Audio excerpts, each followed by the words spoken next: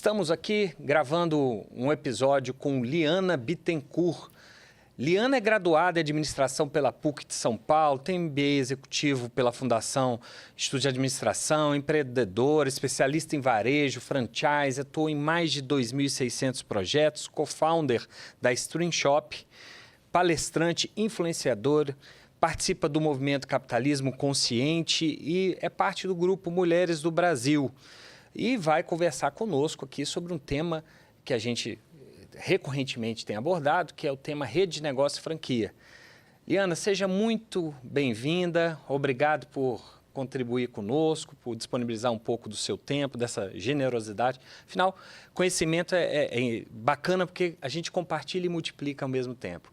Boa tarde, muito bem-vinda, Liana. Muito obrigada, Caio, pelo convite. É um prazer estar aqui. Eu acho que a gente já tem essa jornada em conjunto há algum tempo. Respeito muito o trabalho que você faz também, então, para mim é um privilégio. Liana, eu já conheço o trabalho do Grupo Bittencourt, a gente já atuou em vários projetos conjuntos, mas explica um pouco para as pessoas, né, qual é a história do Grupo Bittencourt e como é que vocês ajudam as empresas a se expandir e se desenvolver como rede de negócios. Tá bom.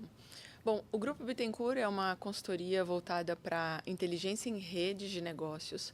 Nós já estamos no mercado há quase 40 anos. A minha mãe é sócia fundadora, eu tenho o maior orgulho de dizer que o Grupo Bittencourt é fundado por uma mulher, Cláudia Bittencourt, e eu estou com ela há 25 anos. O que o Grupo Bittencourt faz é ajudar as empresas a desenvolverem conceitos. Então, como é que elas vão ao mercado? Depois, a gente ajuda na escolha e na estratégia, na melhor estratégia de expansão.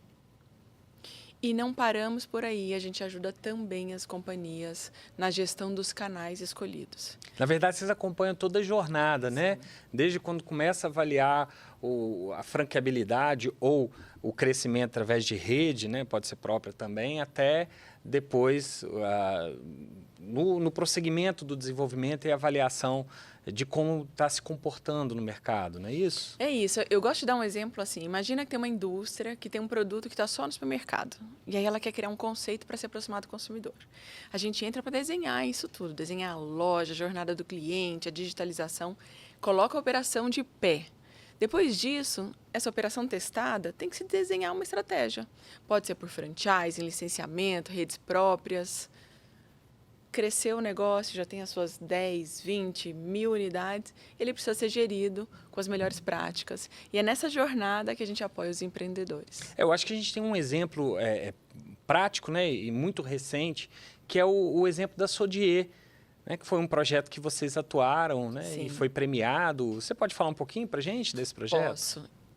A Sodier Doces provavelmente é uma companhia que muitos conhecem hoje. Mas a nossa história com a dona Cleusa começou quando ela tinha pouquíssimas unidades. Ainda não se chamava Sodier Doces, eles carregavam outra marca. E a gente sentiu a necessidade de fazer a alteração da marca, criar um novo conceito. Eu me lembro, Caio, que eu acho que ela tinha na ocasião umas 10 operações. E a gente deixou, né, interrompeu o primeiro contrato com quase 150 operações implantadas. A Nestlé, patrocinadora da marca. E esse ano eles ganharam como a melhor franquia do Brasil, eleito pela Pequenas Empresas Grandes Negócios. Então é tão bacana ver essa jornada que a gente ajudou a dona Cleusa quando tinham pouquíssimas unidades. Criamos um novo conceito. Escolhemos franchising como canal de distribuição. Implantamos mais de 100 lojas e, nesse momento, com gestão avançada, eles se tornam eleitos pela Pequenas Empresas a melhor franquia do país. Então, esse é motivo de bastante orgulho e eu acho que a Bittencourt tem essa relação de longo prazo com os clientes, sabe? A gente tem um propósito, acho que é muito legal falar disso, mas a gente tem um propósito que é de desenvolver as empresas, multiplicar o sucesso que elas já alcançaram e realizar sonhos. E essa história, por exemplo, da Sodier é isso, né? Desenvolver aquilo que ela já tinha dentro de casa, multiplicar o sucesso que ela já tinha alcançado e realizar os sonhos de expansão. Então, a nossa relação é longa com os clientes, ela é duradoura e a gente sabe que os negócios de sucesso não acontecem da noite para o dia, né? Eles são uma jornada de resiliência e a gente dá as mãos, sim, para os nossos clientes e ajuda nessa nessa expansão e estruturação. E assim, aproveitando um pouco da sua fala, eu tenho uma empresa, então eu vou imaginar, hipoteticamente, eu tenho uma empresa. Como que eu sei, ou quais são os sinais que eu tenho que eu posso entender que a minha empresa está apta a se tornar uma franqueadora? Ou seja, o que diferencia uma empresa pronta para se tornar uma franqueadora de uma empresa que não está pronta para se tornar franqueadora? Eu acho essa uma ótima pergunta, Caio, e vou ajudar a separar da seguinte forma. Normalmente, as empresas entram em contato conosco quando outros já batem a porta dizendo: vocês não têm franquia? Eu queria ser franqueado, eu queria ser franqueado. Então, é muito comum os empresários chegarem no Grupo Bittencourt dizendo: olha, eu tenho uma lista aqui de X pessoas querendo ser franquia do meu negócio. E aí é que a gente entra para fazer toda uma análise de viabilidade. Para que essa análise de viabilidade serve? Ela serve para interpretar se a empresa tem um financeiro forte, se o negócio de fato gera resultado suficiente para a franqueadora e para o franqueado, se ela tem processos, se ela tem um negócio que se diferencia o suficiente para que ela se expanda e tenha sucesso pelos pelo menos primeiros 5 anos. Por que eu estou dizendo isso? Porque se você não tem um negócio forte financeiramente e você vai para um sistema de franquias, você vai dividir um pouco da rentabilidade com o franqueador. Ele pode tornar inviável para os dois, né? Ele pode se tornar inviável para os dois. Ou você tem uma rede de lojas, algumas pontualmente vão muito bem, outras não. Às vezes as empresas querem franquear aquelas que não vão muito bem. Isso não é também um bom negócio. É passar o problema para o terceiro. No mercado brasileiro, a tributação no Simples Nacional, ela é, vamos dizer assim, um pouco mais econômica que as outras tributações. Então, muitas empresas buscam analisar se isso é viável. Mas só esse ponto é muito frágil. Então, você ter um bom modelo de negócio, você ter uma relação com os consumidores dizem: olha, eu gosto dessa marca, eu sou embaixador dessa marca, são pontos que favorecem o processo de expansão. Como é que não franquear? Não franquear para captar taxa de franquia. Não franquear se você estiver frágil financeiramente. Não franquear se você não quiser fazer a sua operação, então você quer terceirizar para outro. Não franquear nesses momentos. E são razões que, rotineiramente, infelizmente, a gente vê que motivam algumas empresas que não têm a responsabilidade como franqueado a se tornar, na verdade, tentando fazer uma alavancagem financeira, né? Então, e falando em responsabilidade, Caio, a gente lidera um movimento chamado Franchise Inconsciente. Verdade, esse eu tinha esquecido. Que é exatamente nesse sentido. Assim, olha, um dos principais stakeholders de franchising é o franqueado. Se a franqueadora não estiver muito preocupada com ele, ela estará com o quê? Né? Então, para se alavancar financeiramente, para não operar o negócio, porque você não tem muita gestão e quer entregar para um terceiro, esses não são motivos de franquear definitivamente. E até porque depois da taxa de franquia, para ter perenidade e sustentabilidade do negócio, você precisa ter royalties ou uma fonte, né, um canal de venda com receita recorrente que sustente todo o sistema, né, Eliana? Então, aquele modelo de franquia que é baseado em captação de taxa de franquia tem um ciclo muito curto. Eu acho quase que irresponsável. Irresponsável, né? É verdade. Eu acho que essa franqueza é relevante. Não é para captar taxa de franquia. A taxa de franquia deveria ser para remunerar a implantação, fazer um bom set daquele franqueado. A estruturação inicial, né? E você deve se rentabilizar ao longo do tempo, numa relação que... Bom, você sabe muito bem isso, que tem minimamente ali de 3 a 5, 7 anos. Então, a gente acha que o franqueador tem que decidir franquear de maneira muito consciente. Aí vamos imaginar, eu acredito que o meu negócio seja franqueável, eu acho que a minha ideia tem diferencial, eu tenho pessoas interessadas em compartilhar o meu sonho comigo. Quem que eu procuro? Como é que começa essa jornada?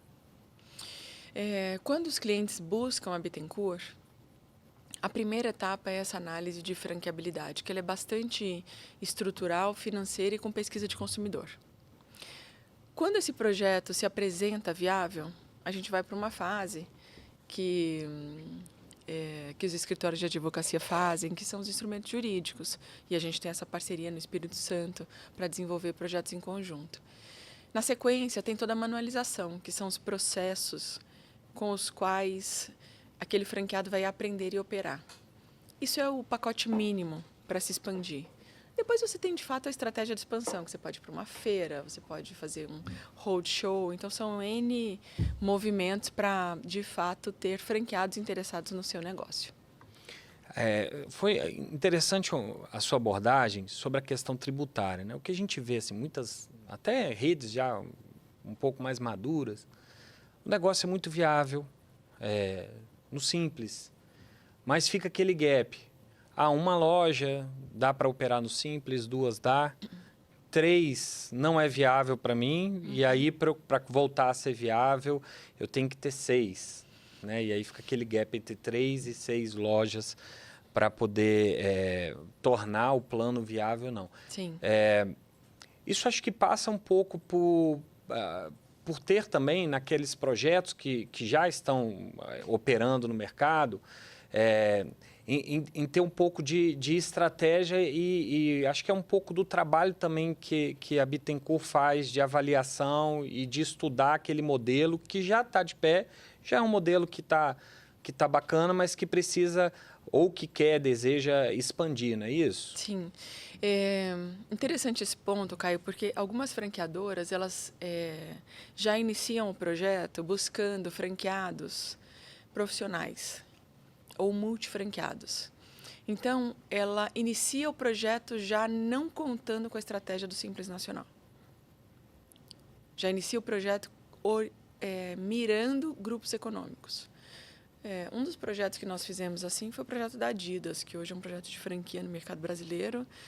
Tem franqueado hoje que tem mais de 30 operações, inclusive detém flagship store da Adidas, né?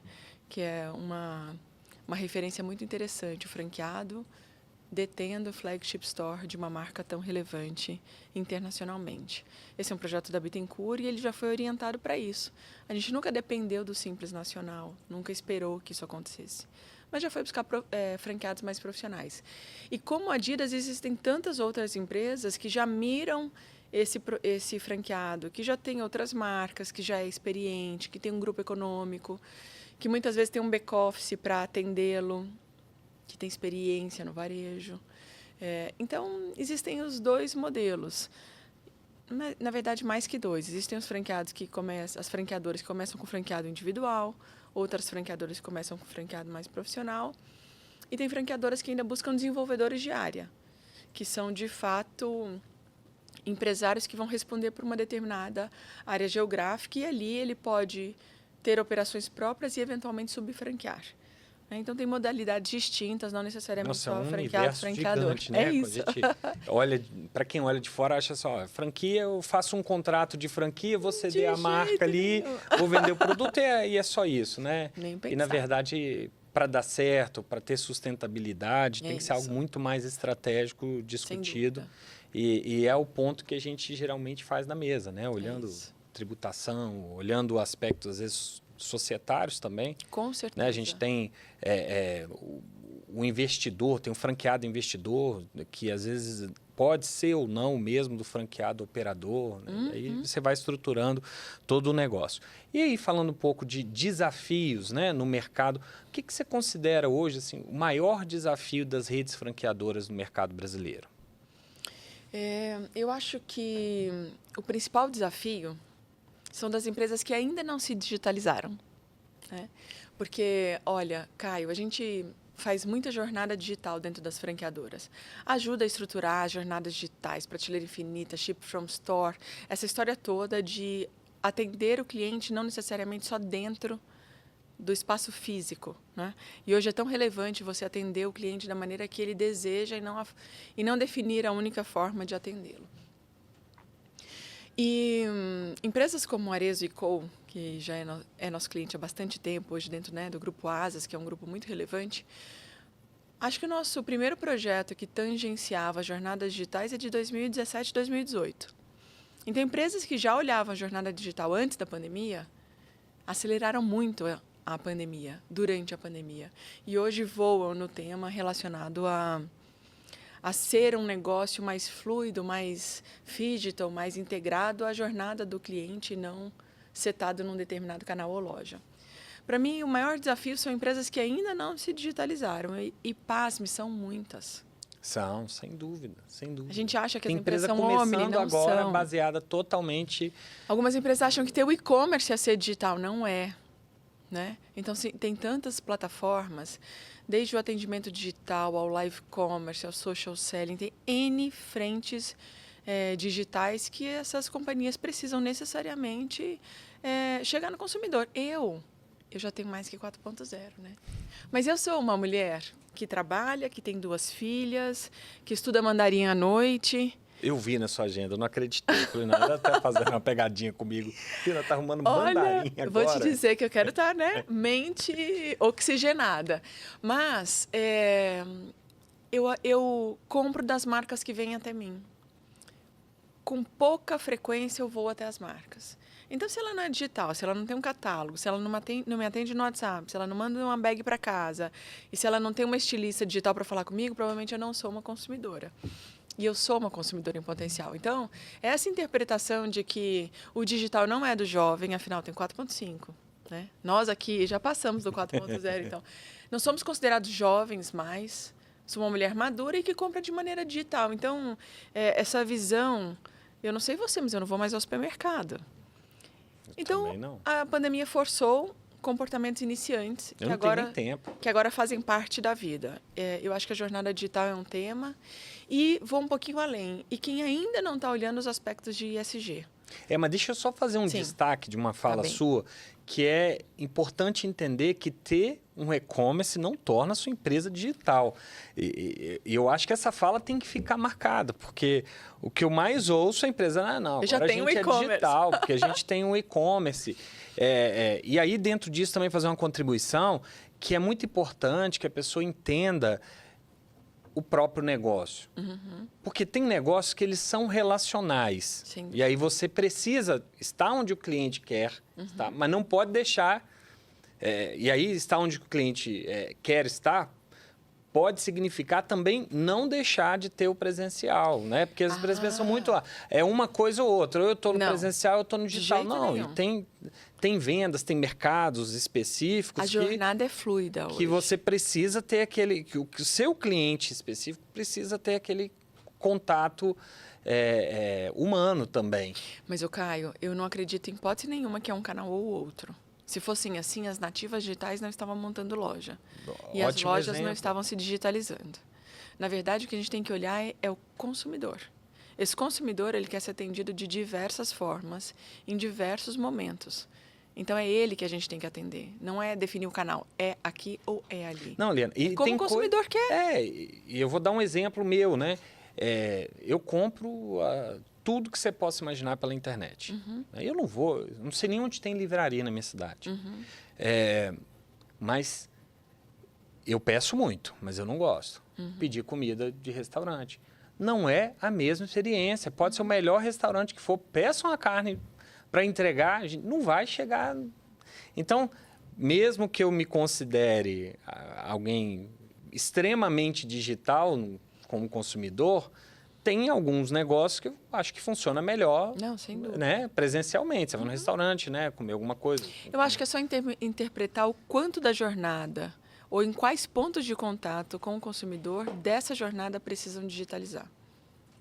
Agora, a ausência completa também limita a atuação. E o que você imagina, assim... previsão de futuro, mas não vamos tentar ir muito longe, até porque eu acho que nem é possível, né? A gente prever o que vai acontecer daqui a 10 anos.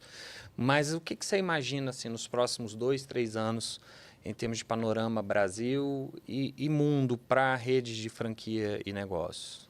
Caio, ótima pergunta, porque eu estou na Bittencourt há 25 já, né? 25 anos. E o início do franchising eram empresas que precisavam de um apoio de crescimento. Então, crescer por capital de terceiros, que é o formato do franchising, ajudava muito as pequenas e médias empresas. E o franchising, durante algum tempo, foi interpretado como uma estratégia para as empresas que não tinham capacidade de se alavancar financeiramente. Portanto, faziam franchising. Era uma tese, né? Que já foi até predominante em algum tempo. Ouvi muito de muitas grandes empresas. Não, eu não preciso de franchising, eu vou por capital próprio. E está tudo bem não precisar de franchising. Mas essas empresas já se renderam a franchising. Por quê? Porque o franchising hoje tem uma legislação evoluída. Nós estamos bastante evoluídos naquilo que significa todo o judiciário no franchising. Você transfere um modelo de operação e você tem muito controle. Só não tem mais controle do que loja própria. Então, eu vou citar marcas como Adidas, como Swarovski, como Não, e entra nessa conta o peso que você divide da gestão própria. Isso. Porque quando você pega o franchise, você vira outro negócio. Você vai educar, ensinar, treinar e criar processos. E empresas internacionais, Caio, que elas chegam no Brasil, entendem a complexidade do mercado brasileiro e optam por uma estratégia via franchise. Vou citar clientes nossos. O grupo Exilor, Sunglass Hut, né, o Grupo Luxótica, que é um dos maiores grupos econômicos no mundo, opera no Brasil via franchising. Grupo Calzedonia, da marca Intimissimi, opera no Brasil via franchising. Então, Samsonite, Adidas, são todas marcas internacionais que operam no Brasil via franchising. Então, se tornou, sim, um mercado, uma estratégia relevante. E aí, algo que a gente dizia que era tendência, que agora não é mais tendência porque é uma prática, mas ainda tem muito por se explorar, são as indústrias criando varejo e franqueando. Olhem a Unilever com a Omo Lavanderias, franchising. Então, aí tem um caso de vocês da Eliar, não é isso? Baterias Eliar. Super bacana. Né? Quem imaginaria que bateria, uma indústria de bateria faria franchise. Franchise, né? Quando a gente vê a Nestlé comprando um grupo econômico, que é o Grupo CRM, Copenhagen Franchising. Então, por quê? Porque a ponta tem relação com o consumidor. E é lá onde é lá que é a hora da verdade. É dentro da loja. E o franchising controla, assegura, entrega estratégia de marketing estruturada, entrega controle na LGPD, entrega sistemas homologados. Né? Então, eu acho que essas questões são muito relevantes. Você colocou um ponto que ele é fundamental, principalmente para a empresa que está vindo de fora, né? Que é a ambientação, a regulação jurídica e judicial no Brasil. É um grande desafio para empresas internacionais. Vou tentar explicar para um empresário de fora como é que funciona a nossa base tributária, que é imposto que depende do cálculo de outro imposto para chegar no terceiro imposto, no quarto imposto. A alíquota você consegue no final falar, é tanto que você vai pagar.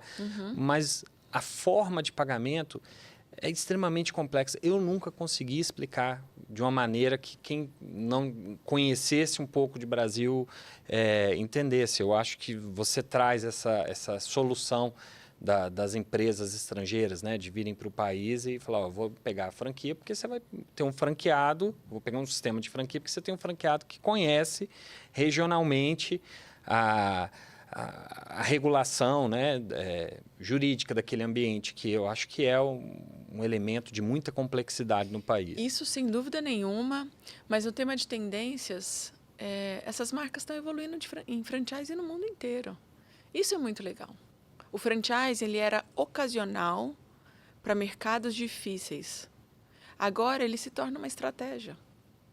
O Grupo Calzedonia, ele inclusive permite que colaboradores de longa data possam explorar um determinado mercado como master franqueados. Olha, então, assim, bacana. eu acho que essa é um pouco dessa evolução assim, do futuro. O futuro é você ter um franqueado operando uma loja flagship de uma marca internacional como a Adidas. Esse é o futuro do franchising, é essa relação ganha-ganha, essa parceria estratégica, é olhar o franqueado como parceiro estratégico, é essa evolução, é fazer o franchising bem feito, um franchising consciente. Eu acho que essa é a tendência. E por falar em franchise consciente, o Grupo Bittencourt fala muito disso, né? Do propósito, de trabalhar... E aí eu acabei te cortando na hora que você falava do ESG, né? Da incorporação disso nos projetos de franchise. Como é que o Grupo Bittencourt materializa isso nos projetos que ele atua? Já são 5 anos que a gente tem sempre uma pauta em um evento que a gente faz chamado Be Connected, voltar ao franchise consciente. E a gente acredita que o papel da Bittencourt, nesse primeiro momento, é levar conhecimento. Durante 5 anos consecutivos, a gente abriu um espaço para o franchise consciente, para o capitalismo consciente, trazerem cases e ensinarem, por meio de exemplos, como é que você se torna uma empresa com mais sustentabilidade, com mais diversidade, com mais governança, olhando todos esses stakeholders. Como é que a gente traduz isso em projeto? A gente leva conteúdo, a gente olha, por exemplo, eu vou dar um exemplo muito prático. A Duratex, antiga Duratex, atual Dexco, é um cliente nosso. E nós lançamos uma loja de quase 4 mil metros quadrados, uma flagship store da Dexco. Ela está em fase de construção, primeiro a segundo quarter do ano que vem, a inauguração da loja. Porque é uma indústria criando o seu conceito de flagship store. Como é que a gente atua no ESG? Toda a operação foi pensada olhando os aspectos de sustentabilidade. O máximo de iluminação natural, o máximo de vegetação natural, o máximo de embalagem mais biodegradável. São essas, eu acho que a sustentabilidade, um dos aspectos do ESG é a sustentabilidade, ela é vários pontos de mudança na jornada, que vai deixar uma empresa mais consciente. E agora a gente sai um pouco da abstração, porque a gente tem a IFRS S1 e S2, que transforma o que antes eram princípios e tentativa e erro, mas traz obrigações de ESG como obrigações contábeis, cuja violação ou fraude, né, ou não atendimento gera juridicamente as mesmas consequências de você ter uma violação ou uma fraude contábil, né? E isso começa a valer agora com aplicação a partir de 26. Então, as empresas que estão se preparando, ainda que talvez não tão intencionalmente, elas...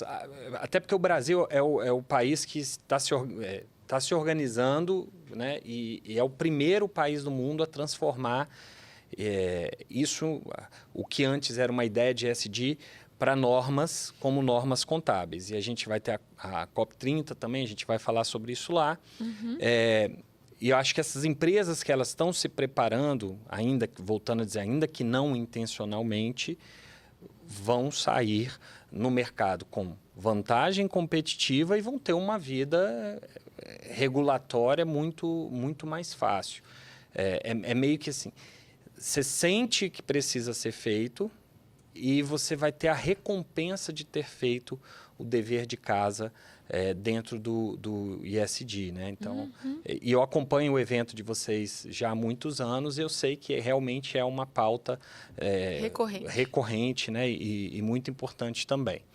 Bom, Liana, eu queria agradecer a sua presença aqui para esse primeiro take. A gente vai ter um outro podcast gravado especificamente para falar do Be Connected, né? Que é o maior evento da América Latina de gestão de rede e negócios, né? E aí a Liana vai falar especificamente sobre isso, mas muito obrigado por trazer esses insights valiosíssimos aí sobre o mundo de franquias. Nós temos uma parceria já há muitos anos atendendo o Estado do Espírito Santo e eu sei do trabalho grandioso que a Bittencourt faz. Eu tenho muito orgulho de ser parceiro de vocês. E nós também. Tá bom? Obrigado. Muito obrigado, Caio.